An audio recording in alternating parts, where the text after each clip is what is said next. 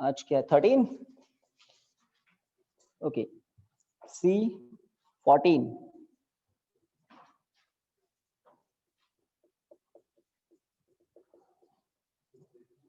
oscillations, chapter number 14 oscillations.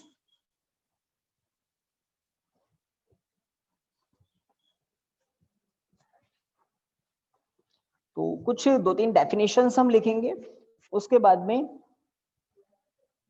Next topics कुछ derivations वगैरह होंगे। तो ऑसिलेशंस में नाम सुनकर कुछ तो पता लगता है ऑसिलेशन, जैसे पहले पेंडुलम वाली वॉचेस होती थी ना, अभी भी होगी कुछ आपके घरों में भी। तो जो पेंडुलम होता है, पेंडुलम वॉच जो होती है, उसका पेंडुलम कैसा मोशन करता है? ऑसिलेटरी मोशन करता रहता है ना। सिंपल पेंडुलम के एक्सपेरिमेंट भी कुछ स्कूल्स में करवाते हैं, सिंपल पेंडुलम। तो सिंपल पेंडुलम एयर में अगर है ना, तो उसके ऑसिलेशंस कैसे, उसका मोशन कैसा होता है, oscillatory motion. But oscillatory motion से पहले आपको एक और टाइप ऑफ मोशन स्टडी करना है, समझना है, और वो होता है पीरियोडिक मोशन। तो लिखिए फर्स्ट हेडिंग,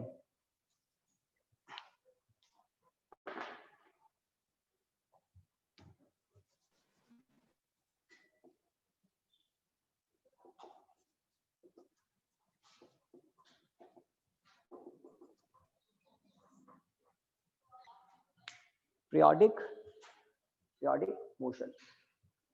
तो इसके बाद हम ऑसिलेटरी मोशन, देन एसएचएम की बात करेंगे, सिंपल हार्मोनिक मोशन। तो 3 डेफिनेशन है और उनको समझना भी है, और एग्जांपल्स भी हम लिखेंगे ताकि बात और अच्छे से दिमाग में फिट हो जाए। तो पीरियोडिक मोशन की डेफिनेशन लिखिए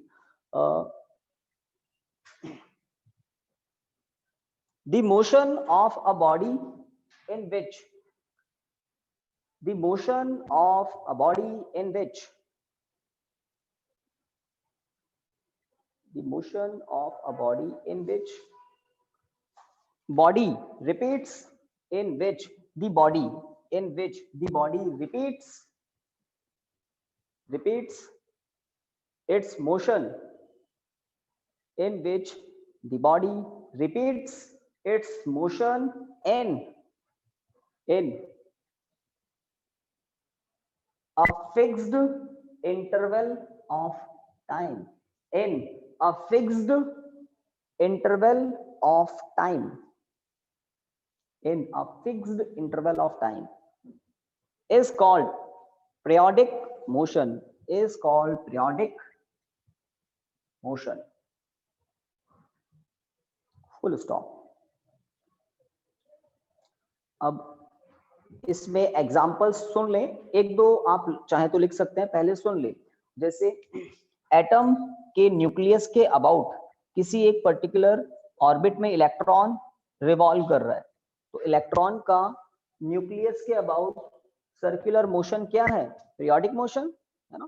फिक्स्ड इंटरवल ऑफ टाइम में वो अपने मोशन को रिपीट करेगा। मान लो एक पॉइंट मैंने मार्क कर दिया, इस पॉइंट से इलेक्ट्रॉन निकलेगा और वापस इस पॉइंट तक पहुंचेगा, तो वो हो जाएगा एक time interval, fixed time interval, और उसके बाद उसका motion as it is repeat होना है। एक एग्जांपल और देखिए, अगर हम हमारे सोलर सिस्टम की बात करें, तो सन के अबाउट अगर कोई प्लेनेट रिवॉल्व कर रहा है, तो एक फिक्स्ड इंटरवल ऑफ टाइम के बाद वो एज इट इज पाथ को, एज इट इज मोशन को रिपीट करेगा ना। हर प्लेनेट के साथ ऐसा ही है, और हर प्लेनेट का अपना एक फिक्स्ड इंटरवल ऑफ टाइम है, एक पूरा टाइम पीरियड ऑफ रिवॉल्यूशन है, ठीक है। तो मून की बात करें, तो मून अर्थ के अबाउट ऑर्बिटिंग करता है, इलेक्ट्रॉन, मून, अर्थ, प्लैनेट। तो इस तरह से पीरियोडिक मोशन का एग्जांपल होता है। लिखिए example, motion of electrons, motion of electrons around atomic nucleus, around atomic nucleus, motion of electrons मतलब एक भी हो सकते हैं, एक से ज्यादा भी हो सकते हैं, डिफरेंट ऑर्बिट्स में। एक और लिख दें, मोशन ऑफ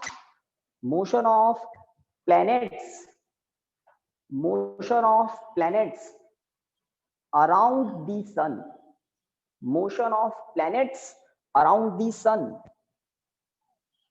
तो पीरियोडिक मोशन डेफिनेशन हमने लिखी, दो एग्जांपल आपको मैंने बताया पीरियोडिक मोशन। क्लियर है? पीरियोडिक मोशन में एक फिक्स्ड इंटरवल ऑफ टाइम के बाद बॉडी अपने मोशन को एज इट इज वापस रिपीट करती है और ऐसा ही चलता रहता है। ठीक है, पीरियोडिक मोशन की बात हुई। नेक्स्ट आप लिख सकते हैं ऑसिलेटरी मोशन।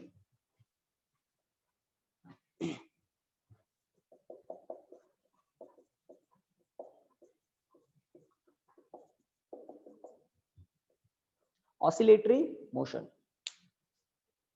तो आपने एक वर्ड सुना होगा to and fro. To and fro motion होता है ना इस तरह से, टू एंड फ्रो। और क्या बोल सकते हैं इसको? टू एंड फ्रो को समझ गए ना? टू एंड फ्रो से इधर उधर, टू एंड फ्रो, जिस घड़ी का जो पेंडुलम होता है ना, पेंडुलम वॉच। तो हम ऑसिलेटरी मोशन की डेफिनेशन में एक तो इस वर्ड को यूज लेंगे, टू एंड फ्रो। अब ये कैसा होता है? इसमें भी रिपीट होता है, बट किसी एक पर्टिकुलर पॉइंट के about body to and fro करती है और एक फिक्स्ड इंटरवल ऑफ टाइम में अपने मोशन को एज इट इज रिपीट करती है। पीरियोडिक मोशन में कोई टू एंड फ्रो नहीं होता है पीरियोडिक मोशन में, तो है ना, बट ऑसिलेटरी मोशन में टू एंड फ्रो मोशन होता है किसी एक पर्टिकुलर पॉइंट के अबाउट। लाइक ये मीन पोजीशन है, इस मीन पोजीशन के अबाउट इस तरह से टू एंड फ्रो चलता रहेगा और एक फिक्स्ड इंटरवल ऑफ टाइम में अपने मोशन को as it is body repeat करती है। तो टू एंड फ्रो जैसे ही आ जाए तो समझ लेना ऑसिलेटरी है। लिखिए लैंग्वेज कुछ वैसी स्टार्ट करके लिखिए, the motion of a body. एक मिनट एक मिनट एक मिनट एक minute. The to and fro motion of a body. The to and fro motion of a body. The to and fro motion of a body about a point, about a point in which the body repeats, in which the body repeats, in which the body repeats its motion, in which the body repeats its motion in a fixed interval of time, in which the body repeats its motion in a fixed interval of time,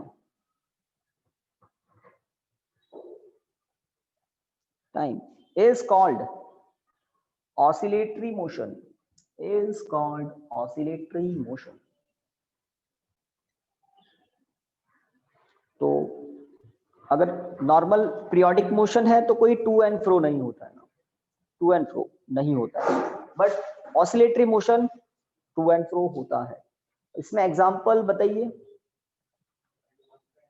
motion of pendulum watch.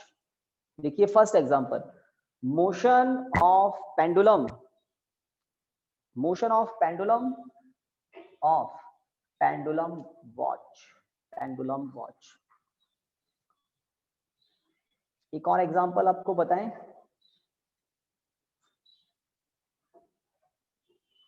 अगर कोई body spring से attached है और body किसी particular point के about to and fro motion कर रही है, थोड़ा देख लें, आपको एग्जांपल बिल्कुल दिमाग में फिट हो जाएगा। ये एक बॉडी है ऑफ मास m और ये किसी स्प्रिंग से अटैच्ड है और ये एक है ना, एक मीन पोजीशन है इसकी, और ये बॉडी इसके नीचे और ऊपर टू एंड फ्रो कर रही है। अगर आपने इसको थोड़ा सा स्ट्रेच करके छोड़ दिया तो बिकॉज स्प्रिंग है ना, तो ये बॉडी क्या करेगी? टू एंड फ्रो करने लग जाएगी। और बिकॉज ये बॉडी एयर में कर रही है ना to and fro, because of air resistance ये इनफाइनाइट टाइम तक टू एंड फ्रो नहीं करती रहेगी, धीरे धीरे इसके ऑसिलेशंस कम होंगे कम होंगे कम होंगे बिकॉज ऑफ एयर रेजिस्टेंस। बाद में ये रुक भी जाएगी, बहुत लॉन्ग टाइम इंटरवल अगर हो गया है तो बाद में ये रुक भी जाएगी। तो लिखिए motion of a body, motion of a body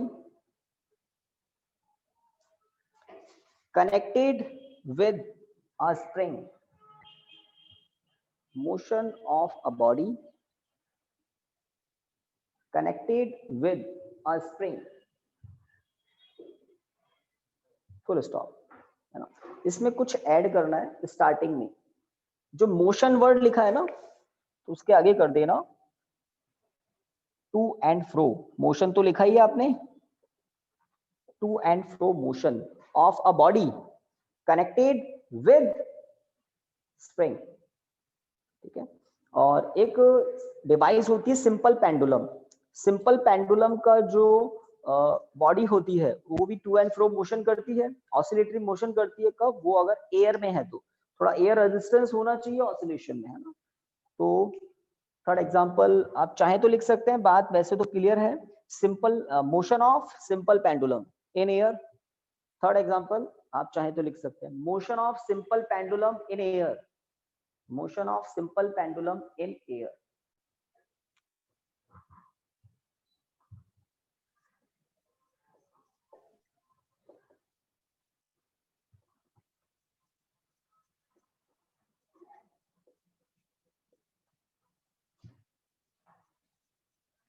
तो दो डेफिनेशन आपने लिख ली विद एग्जांपल, एक पीरियोडिक मोशन, एक ऑसिलेटरी मोशन। अब थर्ड लिखना है simple harmonic motion, SHM, SHM, simple harmonic motion.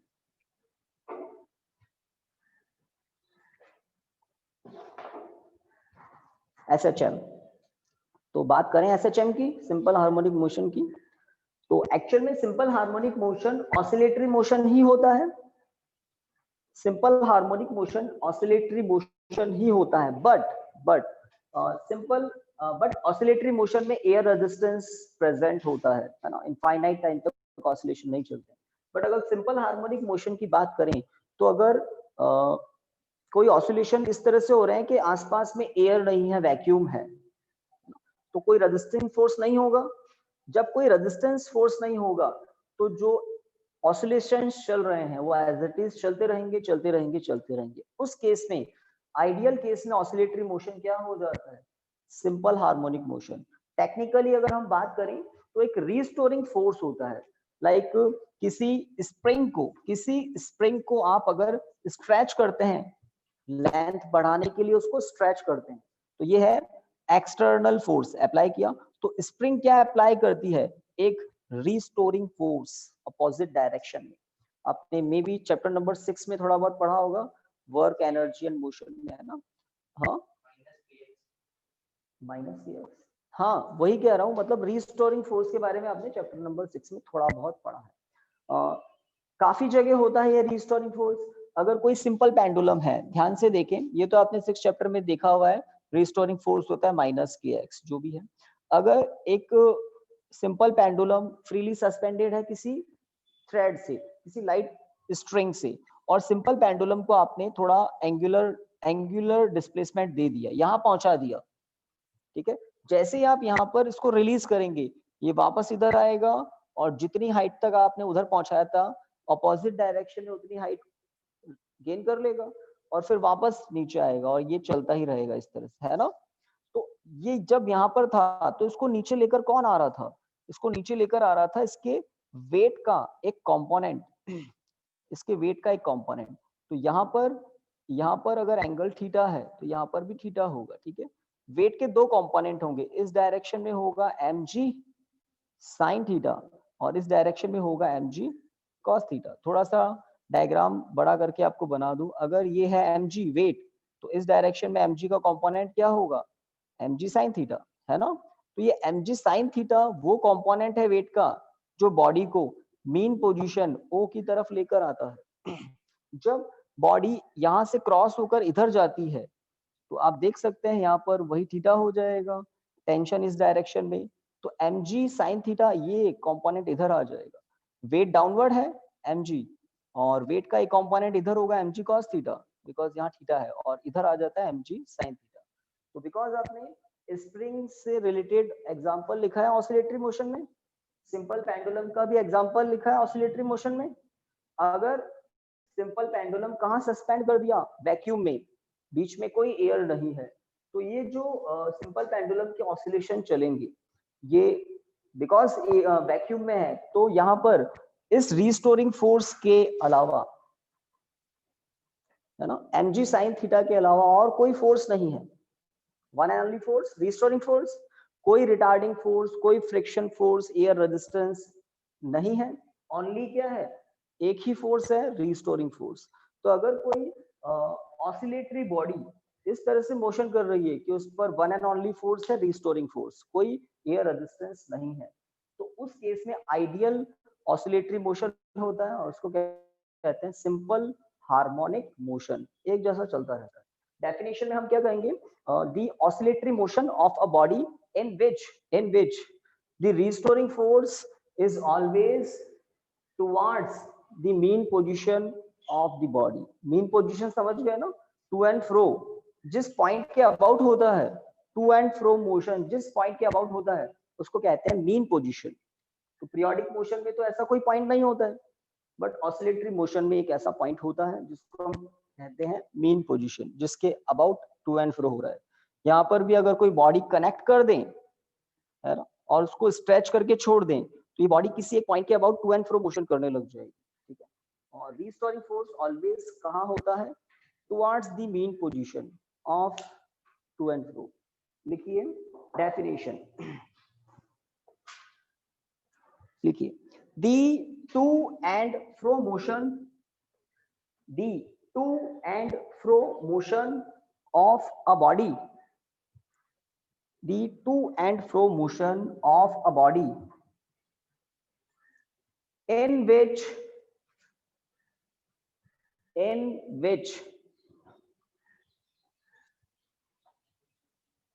restoring force, in which restoring force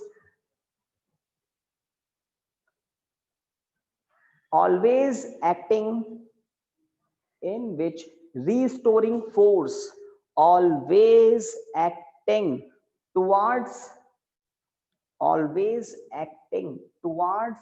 the mean position, always acting towards the mean position of the body, mean position of the body is called simple harmonic motion, is called simple harmonic motion, है ना। तो one and only force restoring force, no air resistance is there. तो जब आप इससे example की बात करोगे तो ऊपर जो एग्जांपल लिखे थे ना, वो एग्जांपल आप यूज ले सकते हैं, बट इन वैक्यूम। तो आप कह सकते हैं first example, motion of simple pendulum in air, sorry in vacuum. लिखिए first example, motion to and fro motion, है ना, to and fro motion of simple pendulum in vacuum, to and fro motion of simple pendulum in vacuum. तो air resistance नहीं है, तो ideal case में oscillation होते हैं और वहां हम कहते हैं एसएचएम, सिंपल हार्मोनिक मोशन। ये हार्मोनिक आप कैसे समझ सकते हैं, जो वर्ड हम लिखते हैं ना हार्मोनिक, हार्मोनिक मतलब होता है जैसे पहले डिस्प्लेसमेंट था उतना ही डिस्प्लेसमेंट वापस होगा सेकंड टाइम, थर्ड टाइम में भी उतना ही डिस्प्लेसमेंट, फोर्थ टाइम में भी उतना ही डिस्प्लेसमेंट, समझ रहे हो ना, यहाँ से यहाँ तक। तो ये जो डिस्प्लेसमेंट है मीन पोजीशन से, ये जो डिस्प्लेसमेंट है, ये हर बार अगर एक जैसा रहे तो हम कहते हैं हार्मोनिक, हमेशा एक जैसा। और ऑसिलेटरी मोशन में अगर एयर रेजिस्टेंस है तो आप खुद समझ सकते हैं धीरे धीरे ये जो डिस्प्लेसमेंट है ये कम होते जाएंगे, कम होते जाएंगे, और बहुत एक बड़े टाइम पीरियड के बाद तो ये ऑलमोस्ट स्टेशनरी कंडीशन में आ जाएगा सिंपल पेंडुलम।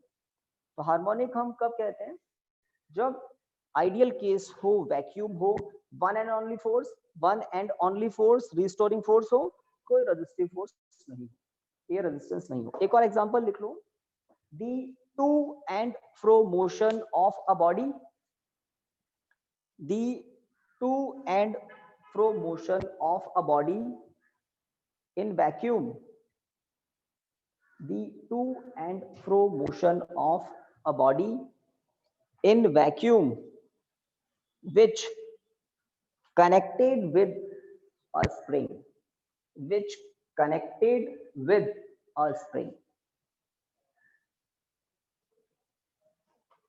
अगर वैक्यूम नहीं है तो ऑसिलेटरी हो जाएगा, और वैक्यूम है तो आइडियल केस में हार्मोनिकली आपके एम्पलीट्यूड्स डिस्प्लेसमेंट रिसीव होंगे। ओके, तो डेफिनेशंस आपको है ना समझनी पहले है, लर्न बाद में करनी है। घर पे भी आप कभी जब पढ़ाई करें तो थोड़ा इमेजिन करें, एग्जाम्पल्स को थोड़ा सा इमेजिन करें, बात को समझें और उसके बाद लर्न कर लें, बहुत इजीली हो जाएगा। आप अपनी लैंग्वेज भी बना सकते हैं, टेंशन फ्री हो जाए। पीरियोडिक मोशन में क्या हम कह रहे हैं, न्यूक्लियस के अबाउट इलेक्ट्रॉन्स का मोशन कैसे हो रहा है हम समझ पा रहे हैं, सन के अबाउट प्लैनेट्स का मोशन कैसे हो रहा है हम समझ पा रहे हैं, तो वो होता है पीरियोडिक मोशन। अब डेफिनेशन क्या है, the motion of a body in which the body repeats its motion in a fixed interval of time। सही बात है, तो ऐसा मोशन होता है पीरियोडिक मोशन। और यहाँ पर ऑसिलेटरी मोशन में हम कहते हैं किसी पर्टिकुलर पॉइंट के अबाउट क्या हो रहा है, to and fro motion of a body about a point in which body repeats its motion in a fixed interval of time. ठीक है, चलिए सर सिंपल अगर हार्मोनिक इलेक्ट्रिक मोशन मोटर में रोटेट कर रही हो तो सर वो कौन सा मोशन होगा? इलेक्ट्रिक मोटर रोटेट कर रही है, रोटेशनल मोशन, रोटेशनल मोशन पढ़ नहीं चुके हैं ना मतलब आप? सर वो पीरियडिक मोशन होगा या नहीं, वो ऑक्सिलेटरी? रोटेशनल मोशन है, रोटेशनल मोशन। और एक और बात हम बात करें, कुछ घर पे पूछ रहे हैं कि अगर इलेक्ट्रिक मोटर रोटेट कर रही है तो वो कौन सा मोशन होगा, वो रोटेशनल मोशन होगा। उसमें एक और बात सुन लीजिए, उसमें दो दो फोर्स काम करते हैं, एक तो रेजिस्टिव फोर्स, मोटर के अंदर कुछ ना कुछ फ्रिक्शन होता है, और एक होता है टॉर्क जो इलेक्ट्रिक एनर्जी उसको सप्लाई करती रहती है। अगर आप इलेक्ट्रिक एनर्जी को सप्लाई करना बंद कर दें, मोटर रुक जाती है। फैन को आप ऑफ कर देते हो तो फैन रुक जाता है ना, रीजन कुछ ना कुछ फ्रिक्शन होता है, कुछ ना कुछ फ्रिक्शन होता है।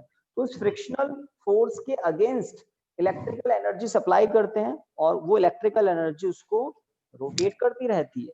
तो एनर्जी का लॉस भी होता है ऑन फ्रिक्शन, और एनर्जी सप्लाई भी होती रहती है, और कुछ एनर्जी वर्क में भी कन्वर्ट होती है। भाई इलेक्ट्रिक मोटर कुछ काम भी तो करेगी। अगर इलेक्ट्रिक मोटर वाटर को पंप कर रही है तो वाटर को किसी हाइट पर पहुंचा दिया तो वर्क हुआ है ना। तो ये जो आप पूछ रहे थे ना इलेक्ट्रिक मोटर वाला, वो प्योरली रोटेशनल मोशन होगा, और उसमें उसको हम कहते हैं फोर्स्ड ऑसिलेशन। इस चैप्टर के लास्ट में आप पढ़ेंगे कि अगर ऑसिलेशन हो रहा है, और ऑसिलेशन में, भाई आप म्यूट कर लें, आवाज आ रही है, ऑसिलेशन हो रहा है, और ऑसिलेशन में क्या हो रहा है, एनर्जी का लॉस हो रहा है, एयर रेजिस्टेंस से एनर्जी का लॉस हो रहा है। बट आप जितनी एनर्जी लॉस हो रही है उस एनर्जी को आप सप्लाई भी करते जा रहे हैं, तो उसको हम कहते हैं फोर्स्ड ऑसिलेशन। फोर्स्ड ऑसिलेशन, जैसे आपने देखा होगा ना वो आपने ब्यावर में कहा है ये, बच्चों के कुछ झूले वगैरह है क्या आसपास? आसपास कहीं नहीं है, देखे तो है ना आपने, झुलाया भी होगा फ्रेंड्स को, है ना? तो उसमें क्या करते हैं, उसमें आप जो पुश करते हैं ना, धक्का लगाते हैं ना, उससे क्या होता है, अगर आप एक बार धक्का लगाकर छोड़ दें तो कुछ टाइम के बाद बिकॉज ऑफ फ्रिक्शन रुक जाएगा वो। बट अगर आप जिस रेट से एनर्जी लॉस हो रहा है उसी रेट से एनर्जी सप्लाई करते रहे तो वो कांस्टेंट एम्पलीट्यूड से मोशन करता रहेगा। तो वहां हम कहते हैं forced oscillation. Forced oscillation chapter के सबसे लास्ट में है ये फोर्स्ड ऑसिलेशन। ओके, खैर इनको समझ में नहीं आया भाई, ये म्यूट नहीं कर रहे, हम इनको कर देते हैं।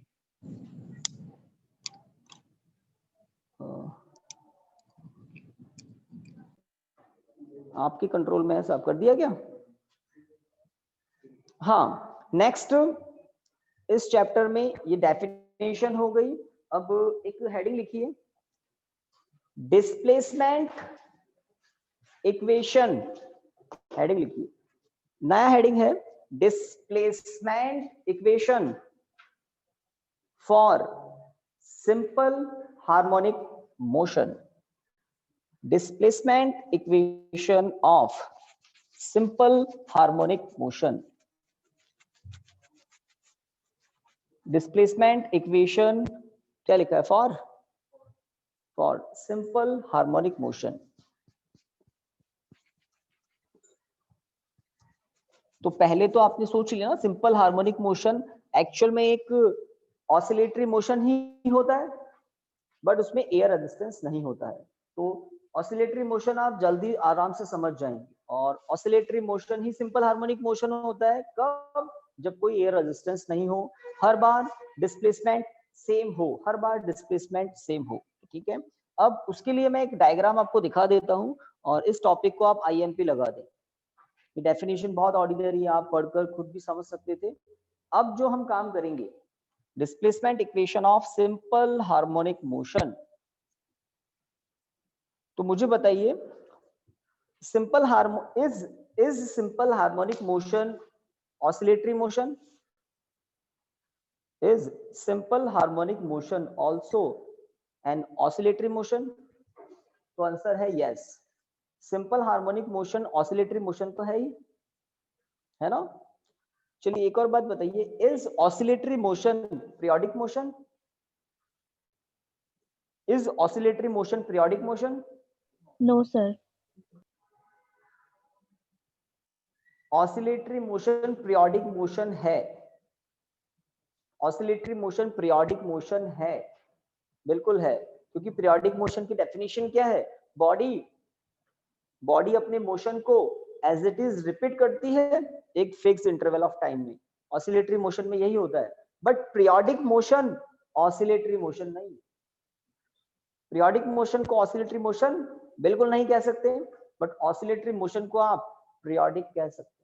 समझ रहे हैं, क्योंकि ऑसिलेटरी मोशन में ट्रू एंड फ्रो होना चाहिए, है ना, और पीरियोडिक मोशन में ऐसा नहीं होता, इसलिए पीरियोडिक मोशन ऑसिलेटरी नहीं है, बट ऑसिलेटरी पीरियोडिक भी है। सिंपल हार्मोनिक मोशन तो ऑसिलेटरी भी है तो पीरियोडिक भी हो ही गया, सही है ना। तो ये कुछ बातें हैं, एग्जांपल से हमें क्लियर हो जाती, डेफिनेशन को एक बार आप शांति से पढ़ लेना। अब मैंने एक सर्कुलर पाथ दिखाया है, ठीक है, सर्कुलर पाथ आपके सामने है। यहाँ पर ये जो एक्सिस है इसको हम कहते हैं एक्स डैश, हॉरिजॉन्टल जो है, यहाँ पर वर्टिकल एक और एक्सिस में यहाँ दिखा रहा हूं वाई, और ये Y dash, Y dash, this is centre ओ।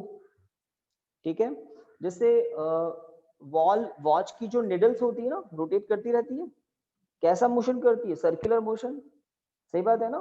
एक निडल पर फोकस कर ले किसी वॉच की, यहाँ पर एंगल है लेट 0 डिग्री, 0, यहाँ पर कितना होता है एंगल, π/2, यहाँ पर एंगल पाई, यहाँ पर 3π/2, और यहाँ पर वापस कितना हो जाता है 2π।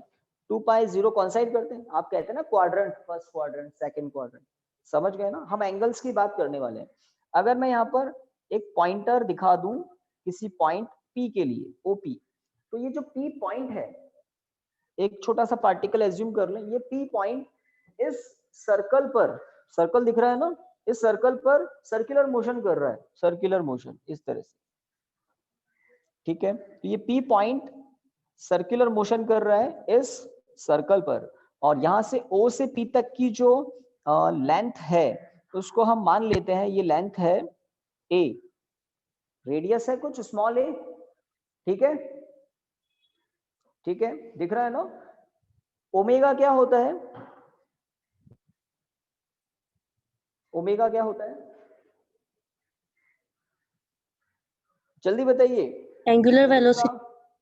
एंगुलर वेलोसिटी घर पे किसी ने बोला, सही बात है, angular velocity, angular 7th chapter में आपने पढ़ा है ना, ट्रांसलेटरी मोशन और रोटेशनल मोशन में आपने कंपैरिजन किया है। तो v वहां होती है लीनियर वेलोसिटी, ओमेगा होती है angular velocity, angular velocity, angular velocity into time क्या होता है, यस मलिक अब तो बताओ, एंगुलर वेलोसिटी इनटू टाइम क्या होगा, एंगल, है ना। थोड़ा सा आपको है ना घर पे फिजिक्स ज्यादा पढ़नी चाहिए, टाइम ज्यादा देना चाहिए, सबसे कॉम्प्लिकेटेड सब्जेक्ट है, आपको पता लग जाएगा 12th में जब आप एग्जाम तक पहुंच जाएंगे ना, तब पता लगता है कि हाँ फिजिक्स को सबसे ज्यादा टाइम देना चाहिए था। हाँ, जिस तरह से x into T equal to sorry speed into time displacement होता है, सब जानते हैं, 9th क्लास से जानते हैं। तो ओमेगा इंटू टी क्या होता है, एंगल। क्यों बता रहा हूं यहाँ पर मैं, अगर ये ओपी पॉइंटर P पॉइंट ने यहां से मोशन स्टार्ट किया, ठीक है, ऐसा मान लें यहाँ से मोशन स्टार्ट किया, तो ये जो एंगल है, ये एंगल कितना होगा, ओमेगा टी लिख सकते हैं ना, और टाइम के साथ एंगल बढ़ेगा। मान लेते हैं इस मार्कर से बात को समझते हैं, ये पॉइंटर है और पॉइंटर ने यहाँ से मोशन स्टार्ट किया, यहाँ पहुंच गया, यहाँ पर टाइम कितना हो जाएगा, small T equal to capital T by 4। एक पूरे साइकिल का टाइम कैपिटल टी होता है, एक पूरे साइकिल का टाइम होता है कैपिटल टी, तो यहाँ से स्टार्ट करके यहाँ तक पहुंचने का टाइम कितना हो जाएगा, कैपिटल टी बाय 4, और इस टाइम पर एंगल कितना हो जाएगा, पाई बाय 2 हो जाएगा ना। इससे वैल्यू पुट करके देख लो, ओमेगा होता है total angular displacement in capital T time upon time, omega होगा एंगल अपॉन टाइम।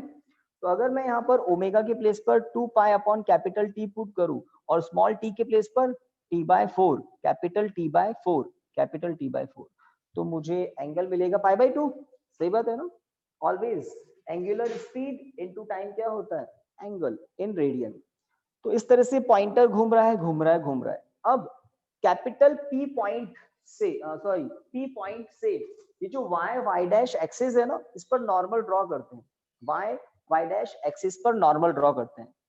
ये लीजिए मैंने यहाँ नॉर्मल ड्रॉ किया, ठीक है, वाई डैश एक्सिस पर नॉर्मल ड्रॉ किया। एक काम करते हैं, आपका जो टाइम स्टार्ट होता है ना वॉल वॉच में, हम मान लेते हैं यहाँ से स्टार्ट होता है, तो आपको थोड़ा सा और इजी कर देते हैं। ये पॉइंटर जो मैंने कहा ना यहाँ से स्टार्ट करते हैं, क्योंकि आप फर्स्ट क्वाड्रेंट सेकंड क्वाड्रेंट इस तरह से पढ़ते हैं, तो मैंने ऐसे बताया। एक और बेस्ट तरीका है, काम वही करेंगे, बस हम स्टार्ट वाला पॉइंट चेंज कर रहे हैं, काम सारा वही करेंगे, स्टार्ट वाला पॉइंट चेंज कर रहे हैं। मैं यहां से काम स्टार्ट करूंगा, लेट पॉइंटर सबसे पहले यहां पर था, t इक्वल टू 0 पर पॉइंटर कहां पर है, p पॉइंट यहां पर है, और एंटी क्लॉकवाइज डायरेक्शन में यहां पर पॉइंटर पहुंच गया, p पॉइंट यहां पर है, ठीक है। किसी इंस्टेंट t पर p पॉइंट यहां पर है और इस तरह से एंगुलर मोशन चल रहा है, ठीक है। p पॉइंट से आपने इस बार x डैश एक्सिस पर ये नॉर्मल ड्रॉ किया। o से p तक का डिस्टेंस क्या होगा, जल्दी बताओ। ए, बिल्कुल ठीक है, तो प्रेजेंस ऑफ माइंड कुछ तो है। o से p तक का distance, radius of the circle small a। यहाँ पर ये एंगल कितना है, ये एंगल है ओमेगा टी। ध्यान दें कौन सा एंगल, ये एंगल स्टार्ट कहां से किया है, यहाँ से, ठीक है। लेट मैं मार्किंग कर देता हूँ, A point, B point, C point, D point, वापस ए तक आ जाएंगे, ठीक है। तो ए से स्टार्ट किया, बी सी डी वापस ए पर आ जाएंगे, तो एक साइकिल पूरी हो जाएगी। एंगुलर वेलोसिटी ओमेगा है, और ओमेगा कैसा है, यूनिफॉर्म है, यूनिफॉर्म एंगुलर वेलोसिटी। तो अगर ओमेगा यूनिफॉर्म है तो टाइम जो लगेगा कैपिटल टी, एक बार साइकिल कंप्लीट करने में जो टाइम लगेगा वो हमेशा उतना ही लगेगा। सही बात है। अगर ओमेगा एक जैसा है तो पी पार्टिकल को लूप कंप्लीट करने में हर बार कितना टाइम लगेगा, कैपिटल टी सेम टाइम लगने वाला है। यहाँ पर मैंने नॉर्मल ड्रॉ किया, यहाँ पर कुछ नेमिंग कर देते हैं, एन है ना। तो एक राइट एंगल ट्राइंगल आपको दिख रहा है, ओपीएन, ओपीएन जल्दी देख लीजिए, अभी कुछ बनाना नहीं है, आपने बस हेडिंग लिखा है, displacement equation for simple harmonic motion, है ना। आपको एक राइट एंगल ट्राइंगल दिख रहा है, ओपीएन, ठीक है, ओपीएन। मुझे लगता है इस पी पॉइंट पर एंगल ओमेगा टी होना चाहिए। ऑल्टरनेटिंग इंटीरियर एंगल होते हैं कुछ, तो वाई जेड वर्टिकल है, तो पीएन भी तो वर्टिकल ही है, दो वर्टिकल लाइंस म्यूचुअली पैरेलल है, और ट्रांसवर्सल लाइन है ओपी, तो ओमेगा टी बिल्कुल सही है। अब इस राइट एंगल ट्राइंगल ओपीएन में आप देखें, ओपीएन में तो परपेंडिकुलर कौन है, ओएन, हाइपोटेन्यूज कौन है, ओपी, 90 डिग्री के सामने, है ना। तो इस राइट एंगल ट्राइंगल में साइन ओमेगा टी क्या होगा, इतना बताओ, देखना है और बताना है, लिखना कुछ नहीं है। राइट एंगल ट्राइंगल ओपीएन में साइन ओमेगा टी क्या होगा, जल्दी बोलिए। ON upon OP. बिल्कुल सही, ON upon OP, perpendicular upon hypotenuse होता है, 10th क्लास में पढ़ते हैं ना, PBP अपॉन HHB, तो साइन होता है परपेंडिकुलर अपॉन हाइपोटेन्यूज। तो थीटा के सामने मतलब एंगल के सामने होता है परपेंडिकुलर 90 डिग्री के सामने हाइपोटेन्यूज, बिल्कुल ठीक है। तो ओ एन इक्वल टू क्या होगा, OP sine omega T, O N. तो ओ एन को मैं एक हॉरिजॉन्टल डिस्टेंस x मान लेता हूं, कुछ तो होगा, ये x a से कम है, पक्की बात, ये x जो है ये a से तो कम ही है, ठीक है। मुझे ऐसा लगता है जब small t equal to capital T by 4 होगा, उस केस में x इक्वल टू a हो जाना चाहिए। आप क्या सोचते हैं, प्रैक्टिकली हो क्या रहा है, ये P पॉइंट A से स्टार्ट करता है मोशन और यहाँ पर ऐसे सर्कल डिस्क्राइब करता रहेगा, कौन सा पॉइंट, P पॉइंट A से स्टार्ट करके ओमेगा एंगुलर वेलोसिटी से घूमता ही रहेगा। तो इस टाइम पर P पॉइंट कहाँ होगा, इस मोमेंट पर P पॉइंट कहाँ होगा,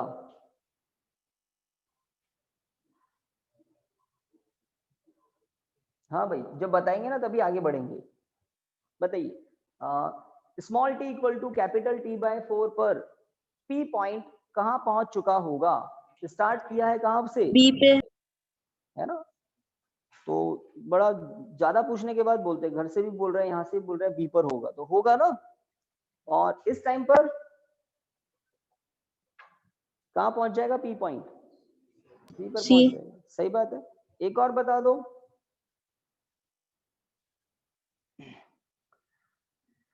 3t बाय 4 इस टाइम पर डी पर पहुंच चुका होगा और t equal to capital T time पर वापस a पर आ चुका होगा, ओमेगा कांस्टेंट है इसलिए इस तरह से वो मोशन कर रहा है। तो अब हमने कहा ओमेगा t अगर एंगल है, P पॉइंट यहाँ पर है, परपेंडिकुलर ड्रॉ किया n पर, समझ रहे हैं, ये जो P पॉइंट है ये मोशन करता करता यहाँ पर आ गया लेट इस जगह, तो n कहाँ आ जाएगा, थोड़ा B के पास आ जाएगा ना, समझ रहे, यहां से स्टार्ट किया यहां पहुंचा, अगर P पॉइंट यहां पहुंचा होता तो आप नॉर्मल ड्रॉ कर दे, तो n पॉइंट B के पास आता जा रहा है, तो कौन बढ़ता जा रहा है, ON, ON मतलब x की वैल्यू, x की लेंथ बढ़ती जा रही है। तो जब P पॉइंट B पर ही आ जाएगा तो ON किसके इक्वल हो जाएगा, ON equal to x equal to radius हो जाएगा ना, मैक्सिमम हो चुका होगा। चलिए तो ये बात ध्यान रखनी है, बहुत इंपॉर्टेंट इक्वेशन एक आएगा और पूरा चैप्टर फिर उसी इक्वेशन पर बेस्ड है। तो यहाँ पर एक्चुअल में P पॉइंट कैसा मोशन कर रहा है थोड़ा बता दो, P पॉइंट का मोशन कैसा है, uniform circular motion, uniform circular motion है एक बात। और ये P पॉइंट के लिए ये N पॉइंट क्या है, परपेंडिकुलर फुट, इसको बोलते हैं परपेंडिकुलर फुट। तो N पॉइंट क्या है, perpendicular foot of P, perpendicular foot of P। ये N पॉइंट सेंटर O के about to and fro motion करता रहता है, टू एंड फ्रो मोशन करता है। अब कैसे वो आपको सोचना है। तो देखिए हमने A से B तक की बात अभी समझी कि जैसे जैसे P पॉइंट A से B तक आता है वैसे वैसे N पॉइंट O से B तक आता है, किस लाइन पर, x डैश लाइन पर, सही बात है, परपेंडिकुलर फुट N O से B तक आता है। अगर P पॉइंट B को क्रॉस करके यहां आ जाए, फिर यहां C की तरफ जा रहा है, समझ रहे हैं, अगर P पॉइंट B पॉइंट को क्रॉस करके इधर जा रहा है तब परपेंडिकुलर फुट N कहां जा रहा है,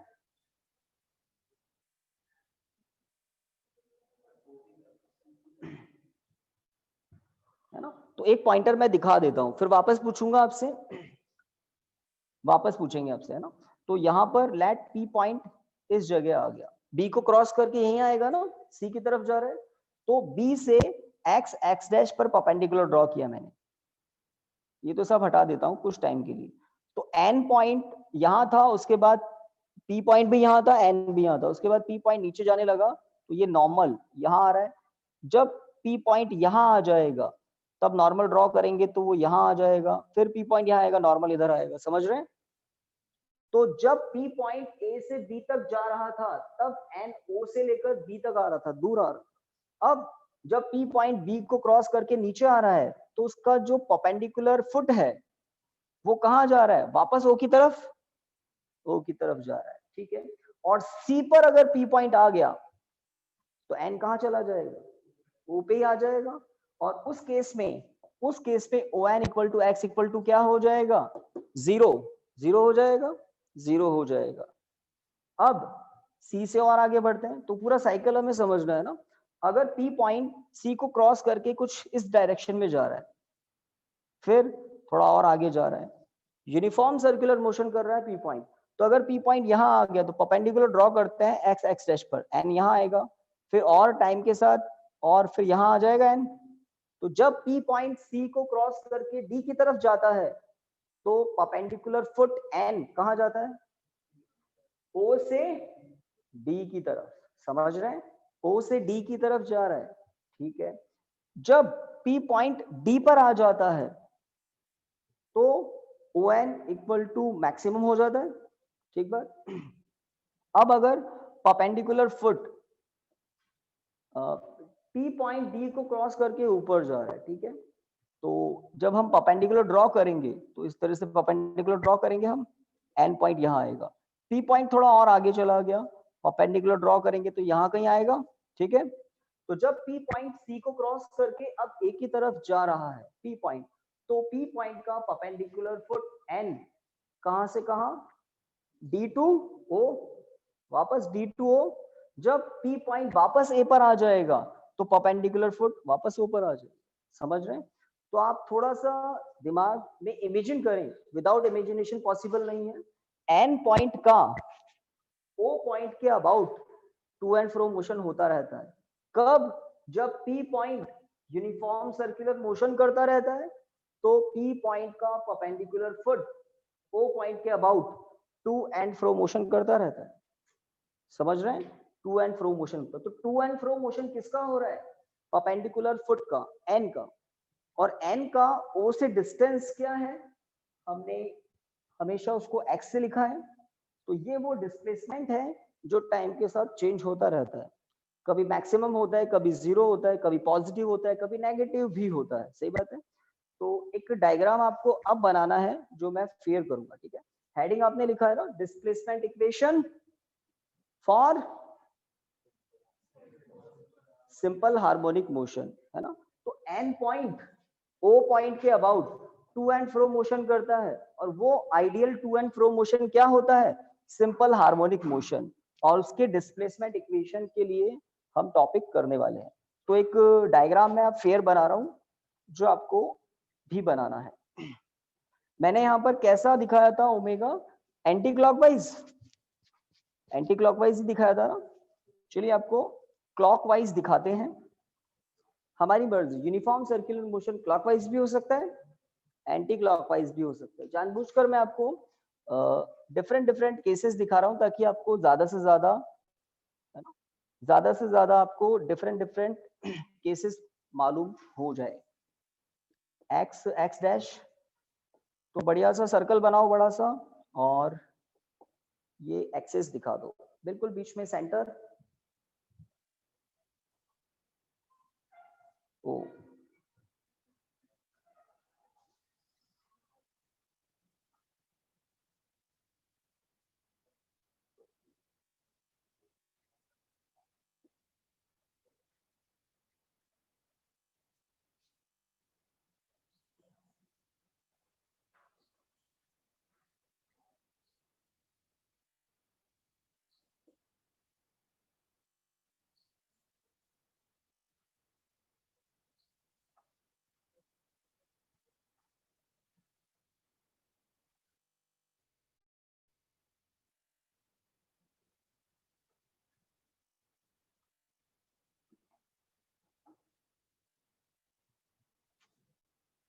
क्लॉकवाइज है या एंटी क्लॉकवाइज है, ये क्लॉकवाइज। यूनिफॉर्म सर्कुलर मोशन कर रहा है P point clockwise with some angular velocity omega. तो पी पॉइंट तो यूनिफॉर्म सर्कुलर मोशन कर रहा है ना, इसका परपेंडिकुलर फुट एन इस ओ सेंटर के about to and fro motion करता रहेगा। अब मैं यहाँ पर ए यहाँ लिख रहा हूं, बी यहाँ, सी यहाँ पर और डी यहाँ पर। तो पहले P पार्टिकल A से B तक जा रहा है, क्लॉकवाइज दिखाया है मैंने इसलिए आपको B इधर दिख रहा है, क्लॉकवाइज है इसलिए। A से B तक जब P पॉइंट जाएगा तो इसका परपेंडिकुलर फुट O से स्टार्ट करके कहाँ जाएगा? B तक पहुंचेगा। फिर जब P पॉइंट B को क्रॉस करके C की तरफ जा रहा होगा तो N पॉइंट वापस B से O तक आ जाएगा। जब P पॉइंट C से D की तरफ जाएगा सर्कल पर तो उसका परपेंडिकुलर फुट O से निकलकर D की तरफ जाएगा। अब जब P पॉइंट D से वापस A तक जाएगा तो उसका परपेंडिकुलर फुट D से वापस O तक आएगा। तो परपेंडिकुलर फुट N कहां पर है? X एक्सिस पर, और X एक्सिस के इस O पॉइंट के अबाउट N पॉइंट क्या करेगा? टू एंड फ्रो मोशन करता रहेगा। P point uniform circular motion करेगा और इसका परपेंडिकुलर फुट क्या करेगा? यूनिफॉर्म एक तरह से टू एंड फ्रो मोशन, जिसको हम सिंपल हार्मोनिक मोशन कहेंगे आइडियल केस। तो यहाँ पर आपको डायग्राम में लास्ट O से N तक का जो डिस्टेंस है उसको दिखाना है x। तो ये x जो है ये वेरिएबल है, टाइम के साथ ये x चेंज होता रहता है। ओमेगा कांस्टेंट है, टाइम वेरिएबल है और टाइम के साथ ये x बदलता रहेगा। वो टाइम भी मैंने आपको कुछ स्पेशल टाइम दिखाए थे। t इक्वल टू 0 पर x 0 होगा, सही बात। t इक्वल टू 0 पर p पॉइंट कहाँ होगा? a पर। t equal to capital T by 4 पर p पॉइंट यहाँ आ जाएगा और x मैक्सिमम हो जाएगा। x किसके इक्वल होगा? रेडियस के इक्वल।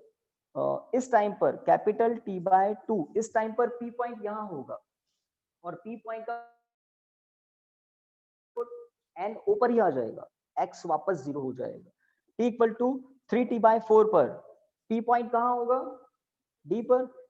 क्लॉकवाइज चल रहा है ना, और परपेंडिकुलर फुट भी यहीं आ जाएगा और ON मतलब x वापस रेडियस के इक्वल हो जाएगा। Last t equal to capital T पर p पॉइंट A पर आ जाएगा, n पॉइंट मतलब परपेंडिकुलर ड्रॉ करोगे तो यहीं आएगा, x वापस 0 हो जाएगा। तो इस तरह से x किस पर डिपेंड करता है? टाइम पर, ठीक है। तो हम डिस्प्लेसमेंट इक्वेशन बनाएंगे, मतलब x का फॉर्मूला फॉर्मुलेट करेंगे। लिखिए क्या डायग्राम बना लिया ना, तो आपको ज्यादा आज है ना टाइम का ध्यान रखते हुए, कल मैं ये देख लिया मैंने, कल मैं वॉच पहनना भूल गया था इसलिए आपसे पूछा और आपने कुछ क्लियरिटी नहीं दी, तो मुझे इस डायग्राम को थोड़ा अच्छे से समझाना था, ठीक है। तो P पॉइंट कौन सा मोशन कर रहा है? Periodic motion, uniform circular motion periodic motion ही होता है। N पॉइंट कौन सा मोशन कर रहा है? O के about SHM, simple harmonic motion. क्योंकि अगर ये यूनिफॉर्म सर्कुलर मोशन चलता रहेगा तो क्या एन पॉइंट का जो मैक्सिमम डिस्प्लेसमेंट है वो डिस्टर्ब होगा क्या? नहीं, ऑलवेज वो रेडियस के इक्वल होगा दोनों तरफ। तो अगर ये टू एंड फ्रो मोशन ऐसा हो जिसमें एम्पलीट्यूड बिल्कुल हार्मोनिकली सेम रहे तो क्या हो जाएगा? Simple harmonic motion. तो इस राइट एंगल ट्राइंगल को यूज लेकर OPN को यूज लेकर कल हम सिंपली x का फॉर्मूला फॉर्मुलेट कर देंगे, ठीक है ना। Thank you students. तनीषा आपकी मम्मी एक मिनट, कल आपकी क्लास नहीं होगी फिजिक्स की, कल आपका हॉलीडे है, ठीक है ना, कल क्लास नहीं होगी। Thank you. Thank you, sir. Okay. Thank you, sir.